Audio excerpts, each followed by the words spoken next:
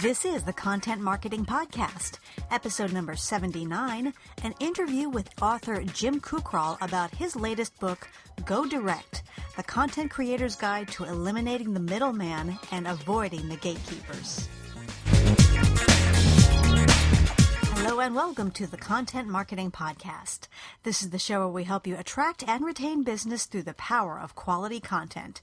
I'm your host, Rachel Parker of Resonance Content Marketing, and today is July 17th, 2014. Hello, and thank you for joining us today for episode number 79 of the Content Marketing Podcast. Just a reminder, we are live on iTunes and on Stitcher, so if you're listening to this episode on the blog, you can click on over and subscribe. That means you'll get new episodes automatically delivered to your smartphone or your iPod or your listening device of choice. And if you use a different app for your podcast listening pleasure, we also have an RSS feed, and I will provide that link in the blog post. In our last podcast, we talked a little bit more about storytelling. Specifically, we focused on the human side of storytelling and why it's so essential. If you happen to miss that episode, feel free to click on over to iTunes or to Stitcher or to the RSS feed and get all caught up. So that brings me to today's episode. Today we have a very special guest, and that is author, entrepreneur, and renowned speaker Jim Kukral, who will join us to chat about his latest book called Go Direct, the Content Creator's Guide to Eliminating the Middleman and Avoiding the Gatekeepers. But first, let's check in with our news feed for this week's rundown of news you can use.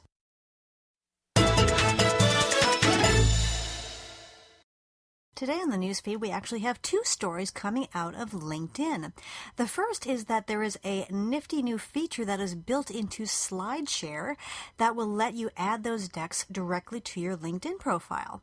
The way it works is you just log on to SlideShare, and then you click your profile picture, and then you click My Uploads from the menu, which will take you to a list of everything you've uploaded. And then as you hover over those decks that you've uploaded, you will see a LinkedIn Add to Profile button pop up.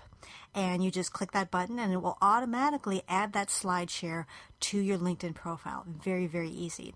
And I do want to mention, do take advantage of the ability to add rich media to your LinkedIn profile. Add videos, to add articles, to add SlideShare decks like we talked about here, because LinkedIn is really becoming the Rolodex of our time. And if you're too young to remember Rolodexes, don't worry about it. But if someone, might have heard your name or saw you speak or wants to do some research on you, LinkedIn is very likely to be the first place that they go. So you really want to make sure that that profile is creating the best possible first impression for you. And that includes adding those rich media features like your SlideShare decks. The other story out of LinkedIn is that LinkedIn has introduced a new app for the iPhone called Connected. And Connected is a new app from LinkedIn that really focuses on the networking aspect, on keeping those touch points, keeping in touch with people. And for example, Connected will let you know when people in your network get new jobs, or when they have work anniversaries, or they are mentioned in the news, or other milestones that offer you the opportunity to touch base and say, hey, congratulations on the new job, good luck in your new position, congratulations on your work anniversary, things like that. And those little touch points can be incredibly powerful.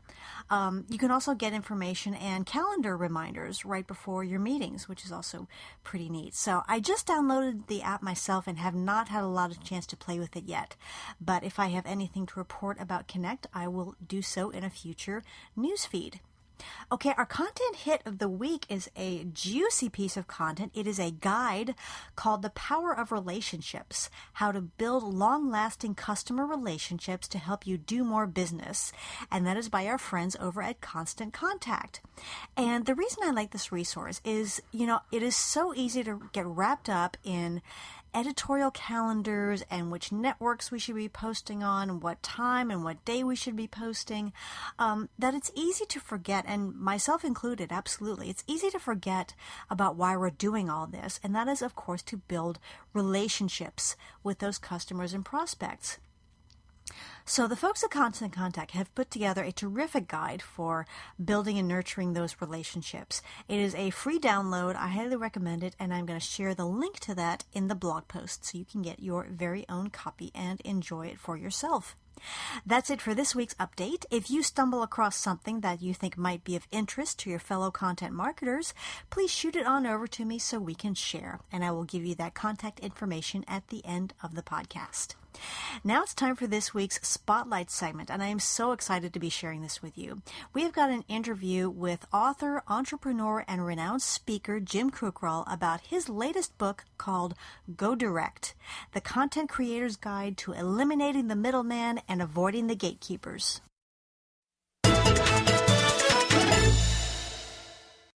I am so happy to be able to welcome today's guest to the Content Marketing Podcast. Jim Kukral and I have actually been connected for quite a while, and I was trying to think back on when I first started following him and his work, and it was actually back several years ago when he was doing a project called The Daily Flip. And what he did is for an entire year, he produced a video every single day. And the reason he called it his daily flip is that he used his flip video camera, which I don't think they even make those anymore. But he would just do these quick little 1 minute or 90-second video tips, kind of like the little videos that I put out every Monday, only he did it every day for an entire year. So that's how I first found out about him. And we've been connected on LinkedIn and Facebook ever since. And of course, when I found out about his newest book and what it was going to be covering, I immediately contacted him, and he was, of course, gracious enough to accept my invitation to be our guest today.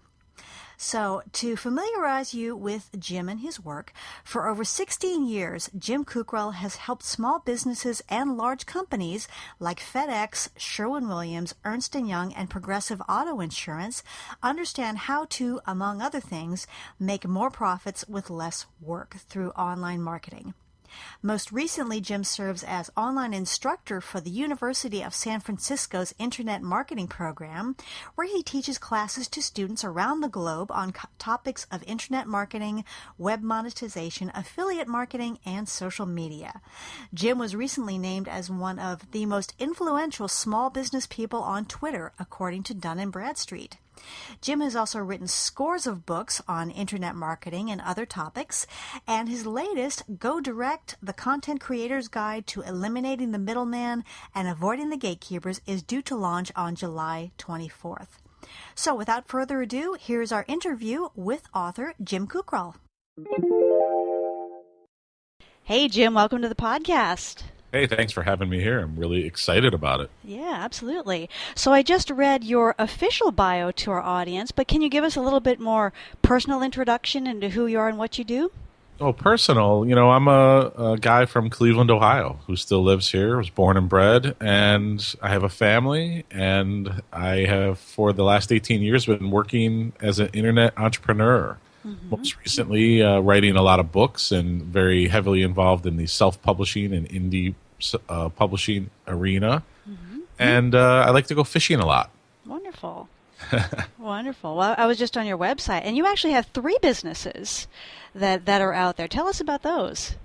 I do. I have multiple streams of income. Mm-hmm. I realized a long time ago that you have to kind of diversify yourself if you're self-employed, because what if one thing goes away, right? Right. So I've always been kind of interested in a lot of different types of businesses on the internet. So I have funnervids.com, which is a video place where I help people make explainer videos. Mm-hmm. I've got authormarketingclub.com, which is a membership site for authors to learn how to sell more books. And then I've got a business called sproutar.com, which is, helps people do websites and graphics and things like that. So it's all in the same kind of wheelhouse. It's about helping businesses and individuals figure out how to find success on the internet. Mm-hmm. Yep, absolutely. So Jim, I don't think I'm exaggerating when I call you the king of the ebook. You have written so many of these ebooks. How did you get started, and how has that benefited your business? Well, what's funny about that is because I had an ebook on the market, probably 8-9 years ago. It was called, maybe longer. It was called Blogs to Riches. Now, actually, it was longer than that. Remember when blogging came out and blogging was all about, people were saying blogging's all about writing about your art and your life and everything. before people were using them as business tools. Mm-hmm. So I took my marketing background and I said, you know what, you should be using blogs to help build your business. And I wrote an ebook called Blogs to Riches, and that was the first ebook I ever wrote. And this was way before Kindle and all that stuff. But what happened with the self-published ebooks is in 2010, I had my first book, Attention, come out and with a traditional publisher. And I realized pretty quickly that it was much better for me as an entrepreneur to go out there and want to self-publish books because I can do them faster and have more control. So that's since then I've done over 10 self-published books, and it's just a great way to get your business and your brand out there. Yeah, absolutely. So your some of your previous titles, you mentioned Attention, This Book Will Make You Money, which was done through a traditional publisher. And then some of your other books include Internet Marketing from the Real Experts, Business Around a Lifestyle, and one of my favorites, How to Catch Happy. And I just recently was delighted to hear that you have a new ebook coming out called Go Direct, The Content Creator's Guide to Eliminating the Middleman and Avoiding the Gatekeepers, which just perked my little ears up as soon as I heard it. So tell us about this new book. Well, this book is for content creators of any kind. It's a short book, and it's going to change people's lives and their businesses for the better if they read it. And if you're an artist or a musician or a writer or an author, or if you make YouTube videos or you're a blogger or a comedian, if you're anyone who creates any type of content, it doesn't matter. And it's content that is consumed by an audience. And that's why it's so apropos to talk about on the Content Marketing Podcast. If you are someone who creates content, right, you could be someone who writes a blog on gardening, or even a chef creates content. They create food, right? They create recipes, right? And you need to start thinking about going direct. So in the book, we talk about Louis C.K., right? And how he defied the middleman and worked around the gatekeepers to earn over $5 million in sales going direct to his fans for a comedy special. And talk about a bunch of other things. So it's really about the power of creating true fans. Talk about true fans. And it also talks about how to turn those fans into true patrons of your work, and some concepts around asking those fans for support and changing the model in which that you monetize and make money with your content moving forward. So I believe this book is the new model for how anyone who creates content in the future can be successful if they try it. Yep, absolutely. And just for the sake of explanation, when you talk about eliminating the middleman and the gatekeepers, who are those people? Right. So in a typical sense, a middleman is a person that can be anything like a credit card processing or PayPal, right? There are certain middlemen that you're never going to be able to get rid of, okay? Because you're not going to be able to go start your own PayPal, right? You still need to take online transactions, and a middleman is only necessary when they provide value, right? So when you have a middleman and they provide value, then they're okay to deal with. Now, obviously, if they don't provide any value, then they become a gatekeeper. And a gatekeeper is somebody who bullies themselves into the middle of a transaction or process that doesn't really provide enough value to be there. Now, a good example of this might be a ticket broker. So, one of the things that Louis C.K. said was bugging him so much about his fans was that they would have to go through a ticket broker to get their tickets, and those people would add fees on and jack the ticket prices up. And he said, I'm going to go direct to my fans, and I'm going to say, you're not going to have to pay these extra fees. I'm going to cut that middleman out. So that's really a good example of what a middleman is and a gatekeeper is. And they're interchangeably used throughout the book, and they kind of go together. But the whole concept is if you can find ways to get rid of those and go around those gatekeepers, they have more success, and we prove it. Absolutely. So you mentioned a couple of audiences for the book, for this book, the comedians and the performers and the artists. So if I'm just writing a blog, how can I go direct and eliminate that middleman and get straight to my audience? Well, anyone can do this. You're already sort of doing it. If you're writing a blog, you're probably using WordPress or some blogging software to put it out there. And you're using, in a typical content marketing scenario, you're using content to draw in leads, right? Mm-hmm. So this is more about go direct in terms of transactions, things like that, and being able. But however, I do talk a lot in the book about how the new model of things has changed. For example, we talk about Jimmy Fallon and how he instantly doubled the ratings of the Tonight Show overnight. And how did he do that? Right? He did that by having the NBC executives had the wherewithal to say, you know what, people want to consume content differently than they used to. They don't want to wait for content. Netflix changed everything, right? Just the way YouTube changed everything for video. People want to consume content when they want it and how they want it. And they'll pay for it if it gets delivered to them as value. Netflix is a good example of a middleman that provides value. They give you the opportunity to view the content you want when you want it, and you'll pay for that value, right? Sure. So that's really what it's all about is trying to find ways to get through those middlemen and gatekeepers. Yep, absolutely.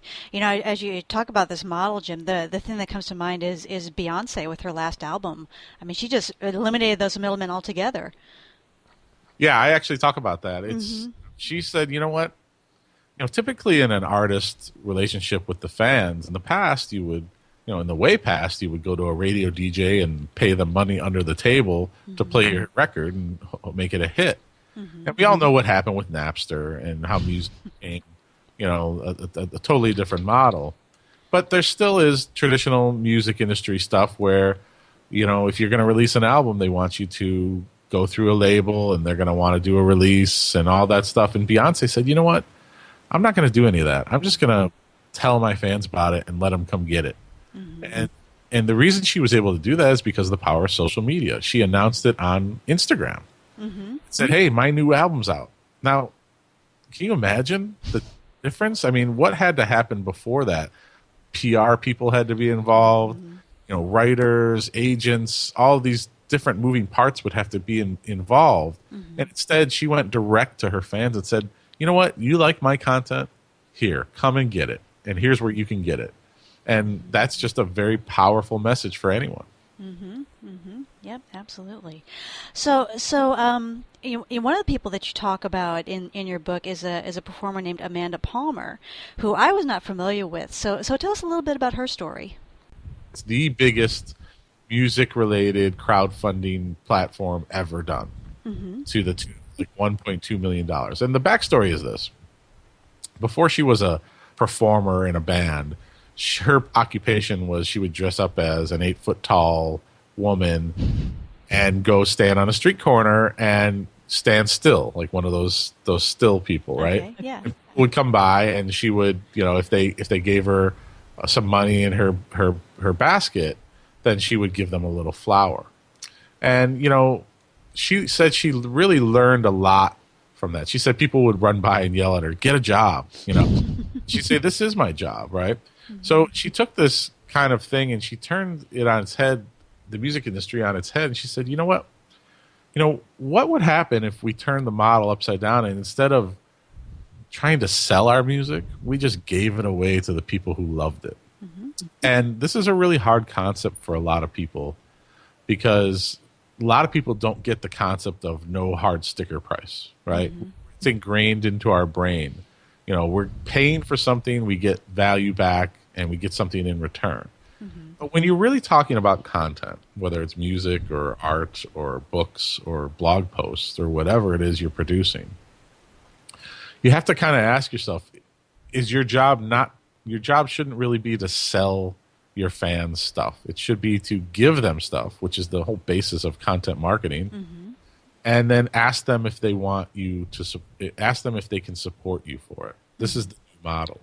And this is a very hard concept for a lot of people to get their heads around. And this isn't no different for an author who's written a book about vampires, right? Why couldn't you and why shouldn't you be able to give that content away and then ask your fans for support from that content? Right? Yeah. So, And that's kind of the new model that we talk about in the book, and then we talk a little bit about patrons as well. You know, I find this concept. Well, I'll talk a little bit about patrons later, but the concept of asking for support from your content, from your fans, is just alien to a lot of people. And I would ask people who are listening to this today, who are trying to make money or careers off the things that they create, if you're not having success now, you know, imagine how this could possibly work. You know, just so many people are scared to do it because either they feel that it's begging, right? But and here's where I want to bring in the part about patrons, okay? Because in the past, right, patronage was, you know, created thousands of years ago. You know, and the idea was that you had artists and musicians and writers and people like that who couldn't afford to do their art and write their stories and their plays unless they had a rich or very wealthy person that could support them. Because it was hard to make money doing that back in the day before YouTube. And it's easier now, but even back then. So I'll give you an example. Shakespeare had a patron who was the Queen of England. And most likely we would not have all of the wonderful Shakespeare works we have today if it wasn't for the Queen of England patronizing him. So, you know, Leonardo da Vinci was, I forget the guy who was a patron of him. And he lived with the guy and his two sons, who later became two popes. And, you know, you see all of this Da Vinci, or was that Michelangelo? I forget. I'm forgetting my reference right now. But you're getting the point. Is a patron in the old concept was to help support someone, and that's where we are in the world today now. You know, if you have fans, true fans, we should talk about true fans as well. If you have true fans, what's wrong with asking those people to support you? You may find, in a lot of cases, this is true, you may find that those people may give you more than you ever possibly imagined. Yeah, absolutely. And it's great that you talk about patrons, because, you know, the idea of just saying, hey, would you support me in doing what I do, is just, it really is foreign, but it is, you know, it is definitely time-honored approach, and a lot of people have been successful at it. You know, consider this concept, you know, and this is something that Amanda Palmer talked about in her TED Talk. You know, she says, I think people have been obsessed with the wrong question, which is, how do we make people pay for music? And said, what if we started asking, how do we let people pay for music? And I argue this can be applied to any kind of content. How can you let people pay for your book? How can you let people pay for your comedy? How can you let people pay for your blog posts and white papers? How can you let people pay for your stock photography? How can you let people pay for your expertise? Right? So when you start to flip the thoughts in your head around to that kind of argument, and you start to see how people are actually doing this at a really high level, and you start to think about it, it might make a lot of sense for you. You know, again, if you're a struggling content creator now, and you know, I run into a lot of them, as I'm sure you do as well. They're struggling with their music, their art, their books, their blog posts. They're not making any money. They're not getting any headway. They're trying to follow the old rules. Sell advertising, sell sponsorships, do all of these things. And instead, you know, why not try one of these ways? If you have people who love what you do, I think you'd be very, very surprised if you ask those people for support and let them support you as a patron. And there's many ways you can do that. Yep, absolutely. You know, Jim, you were talking about true fans a little while ago, and some people, you know, when they hear about this concept, they might look at people like Louis C.K. and like Jimmy Fallon and say, well, you know, they had already gained their fans through those traditional models, but what if I'm just, you know, Joe Schmo artist or musician starting off at ground zero? How can I'm starting off at a whole different level, so how do I even start? Well, first of all, you're never going to get a true fan until you create something remarkable. You know, I always say that if you want to be remarkable, you have to do something remarkable. So if you're not writing amazing books or creating amazing comedy or music or art or whatever it is, or blog posts, then you're going to have a tough time generating true fans and getting influencers to follow you and share for you and those types of things. Mm-hmm. So it's really all about first being remarkable and creating amazing content. When you create amazing content, your fans will flock to you. And then to quell that belief that only the people who are famous and rich can do this or who already have platforms, I can give you plenty of examples. I'll tell you about a girl named Julia Nunes who started her entire career by covering songs on her ukulele on YouTube. Mm-hmm. She had no platform. She went on YouTube. She looked in the camera. She had talent. And she went in, she created remarkable, amazing, fun videos for people to watch where she sung songs on a ukulele. Mm-hmm. She has turned that entire videos and her fans into multiple tours where she goes around to people's houses all around the country and the world. And they pay her to come in their living rooms and she sings for them. Where she has crowdfunded to the tunes of hundreds of thousands of dollars for albums and has albums produced. All without agents, all without gatekeepers telling her that her music wasn't good enough, all without producers, all without all without having a preset platform. The tools that exist today, in order for us to be able to easily distribute and find new fans, are amazing. Mm-hmm. We just have to use them. So one of the premises of the book, Jim, is that you're going to show your readers how to, and I'm quoting from the site here, discover new ways to make it easier for fans to give you their support so you can build a career and brand and earn a living from your content. So how do we make the transition from giving something away for free to just saying, hey, would you be willing to pay for it? How do we start that conversation? Well, the first step to that is, there are a lot of different tools you can use. Like, for example, if you're a musician, there's a wonderful website out there called Bandcamp.com. Mm-hmm. And Bandcamp really goes along that model. You put your music up, and it allows people who are interested in your music to come and get it and then decide if they want to give you money for it, right? So those kind of technological mechanisms are already in place on a lot of different websites. Gumroad.com is another one I'm actually using, where it's a very simple commerce-based transaction. Somebody comes in, places an order, Gumroad processes the transaction, and delivers the content to them. PayPal, you could do it as very simple as doing it with PayPal. Again, these are middlemen that provide value. These are necessary people. The only true way to go direct would literally be to stand on a street corner and take cash from somebody, right? Mm-hmm. Or if you were a musician, as Amanda Palmer did, which is literally pass the hat through the audience. Right? So there are middlemen that we need, and these are the transaction people that can help us. Patreon.com, started by Pomplamoose band member Jack Conte. It's an amazing tool that I talk about in the book. And what I love, the modern patron is really your new true fan. And Jack has a great story because he was a struggling musician and he was having trouble getting noticed by the big record labels. And him and his partner Natalie Dawn went and started creating music on YouTube and putting it online, and they started to build this huge fandom through YouTube. And all of a sudden, they're getting noticed by record labels who want to sign them, and publicists and agents, and they're doing music for big car manufacturers for their commercials. And Jack realized that the patron concept was smart, so he created a site called Patreon.com, and it gives content creators the ability to enlist their fans as patrons of their work. So let me give you an example. So his partner Natalie Dawn has a Patreon page, just like creating a web page for yourself, like a Facebook page, right?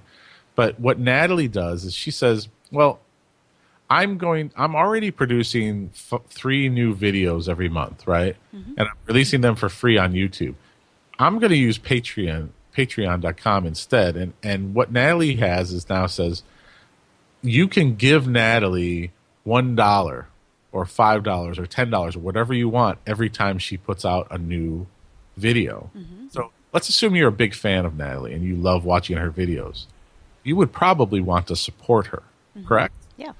So even at the very bare minimum, you would say, you know what, I'd be happy to give her $1 every time I got a video. Right? So run the numbers here now. I'm looking at her page right now. At the time of writing this book, she had 575 people who committed to being her patron. And combined, every time she released a new song or a video, she would then make almost $2,000. Wow. Okay? So just think about that for a second. She was producing videos and music before, but now she's just letting her fans support her in a funding type of effort, right? Crowdsourcing type of way. There's another guy, too, who's doing it. There's plenty of examples on Patreon.com. But there's a guy named Zach Wienersmith who's a comic book creator. And he's got 2,922 people who are patrons who support him for almost $8,000 worth of comics sent to them every month. So you can build entire careers around having those 1,000 true fans just helping support you, even at $1 at a time, when you really think about it. Yeah, absolutely. And you don't need to be a patron in Italy in the 16th century who owned acres and acres of land. It should just be, hey, you got $1? Want to help out? Right, and that's where we are in the world right now, and that's why it's such an amazing time to be a content creator. Is that just that the amazing things that you can do, but you have to. That's why I wrote this book, because you have to understand. You have to first stop thinking in the old models. Start thinking in the new models, which is, how do I let people consume my content? How do I ask for support? Right, and starting using some of these tools that exist. I have a friend who does an online radio show, and he gets hundreds and hundreds of people to listen to every show that he does every other day. It's an online radio. There's no actual radio station. It's just online. And I said to him, why aren't you using something like Patreon for this? I said, I'd happily pay you $5 a week to listen to your show. And you could probably get 1,000 other people to do the same thing. But he's so stuck in the mind, because he came from radio. So stuck in the mindset that I got to go out and sell ads and I got to sell sponsorships. And he struggles. I go, how much time do you spend a week trying to sell advertisements? He goes, probably 20-30% of my time. Wow. I go, why are you wasting time hustling, trying to sell ads, when you could just go to the people who love you already and let them support you? And I'm trying to work on him to get him to do this, because this would be a great model for him. Yeah, absolutely.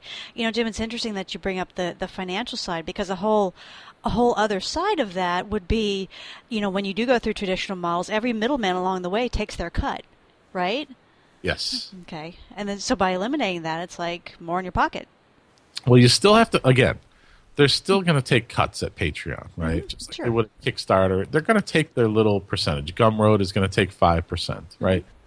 Credit card swiper, like I talk about in the book, Plus by EMS, they're going to take their swipe fee, right? Everyone's going to take their little cut.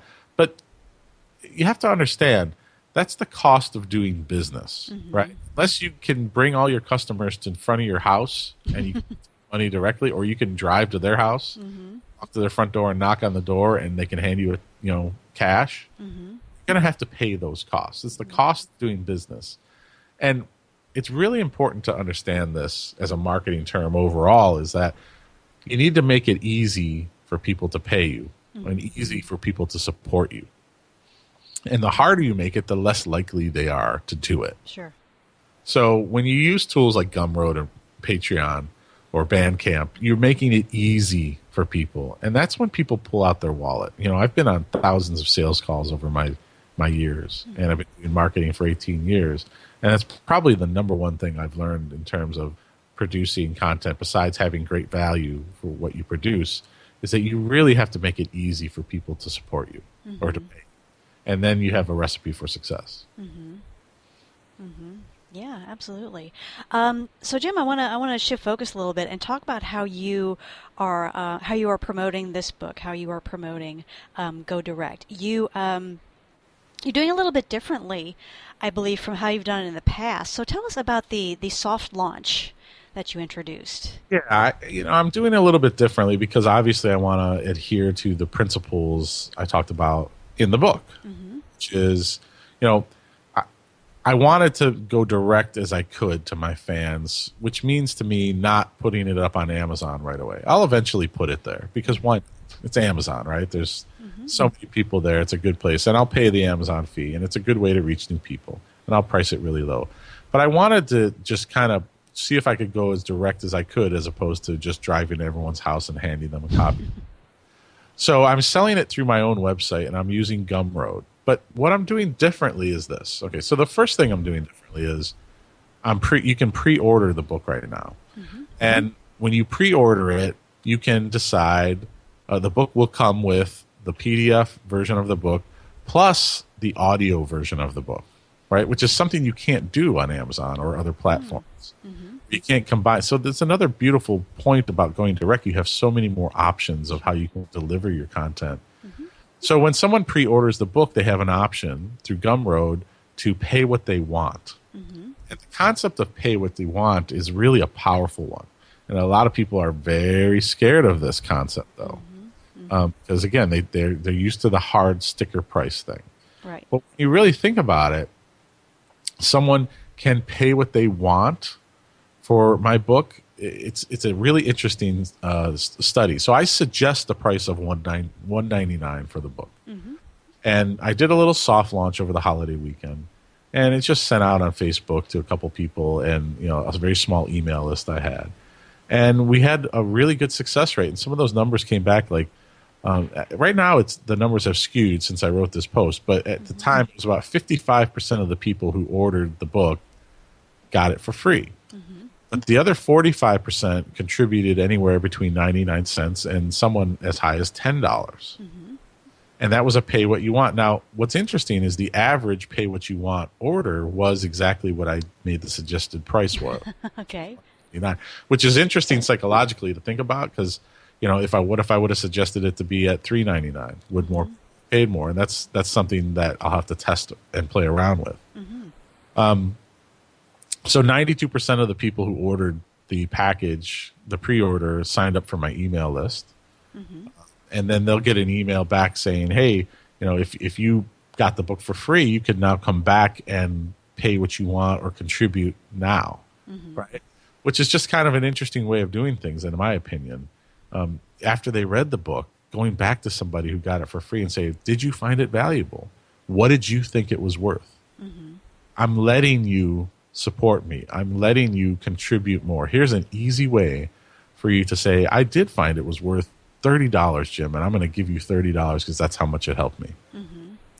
And so this is the kind of this is what I'm trying to do talk about in the book, and this is what I'm doing in the actual sales of the book, and it's working very, very well. The people love this model, what you want model, because it lets them decide what value they put on it instead of you. That's so interesting because our traditional model is the publisher saying, okay, here's the price for this book. Do you think it's valuable? Well, how do I know? I haven't read it. Exactly. And that model still works. Sure. But I would suggest to content creators that, again, if you're struggling, why not try this way? I'm finding it to be successful right off the bat, and I think it's going to work even better. There's a lot of great case studies out there that talk about how this model really is a great way to do things. And I know it's scary. I know it's scary because people are like, Jim, I worked so hard on my content, my music, my art, my whatever, and now you're telling me to just give it away and hope that people pay money for it? Yeah, that's exactly what I'm telling you to do. Yep, absolutely. So, Jim, officially the book is releasing on July 24th, but you mentioned it is available for pre-order. Where would people go to pre-order their copy? The website is godirectbook.com. Okay. And you can go there and read more about the book and watch the Amanda Palmer video. And also I'm chronicling the earnings reports and how this whole experiment's working there as well, so you can sign up for and see those updates. I also have an offer there. I have a lot of my other books are my ebooks. You can have those books for free. And all you do is subscribe to the website here, and you'll be able to get access to a lot of my other books to download for free. Mm-hmm. Wonderful. Well, Jim, you've certainly been busy lately. What's up next for you? What are you working on next? Well, I have a website called Author Marketing Club. We have over 18,000 authors in there, and we teach people how to sell more books and to be successful in the new self-publishing world. I have an event coming up in September in 2014 called authormarketinglive.com in Cleveland, Ohio. So that's what I'm spending most of my time, is trying to sell tickets for that and get that all go. Yeah, awesome. Well, Jim, thank you for your time today. I enjoyed learning about your book, and keep us posted. Let us know how it goes for you. Listen, I really appreciate you taking the time. You have a wonderful podcast here, and I hope everybody spends the time to listen to the guests you have every week, because I've been going through, and it's very valuable information, and I'm just honored to be part of it. Well, wonderful, Jim. Appreciate you. Many thanks again to Jim Kukral for joining us today to chat about his latest book. And again, that title is Go Direct, the Content Creator's Guide to Eliminating the Middleman and Avoiding the Gatekeepers. If you would like to pre-order a copy for yourself, and of course, as Jim told us, pay whatever you want for it, just go to godirectbook.com. That's godirectbook, all one word, .com. If you have any questions related to our conversation with Jim, or if you want to chime in yourself, I would love to hear from you, and I will provide that contact info at the end of the podcast. Now it's time for our content marketing tip of the week. Today's tip is about leveraging the power of video. We live in an amazing age where it has never been easier to record, edit, and publish videos on the web, and the rewards of doing that are absolutely tremendous. As I mentioned earlier, our guest today, Jim Kukral, one year did an experiment when he did a video a day for an entire year, and he got a lot of attention and a lot of buzz out of that. But most importantly, video helps your audience get to know you, because they can do three things. They can take in your content, they can see you, and they can hear you all at the same time. And that's something that no other medium can offer.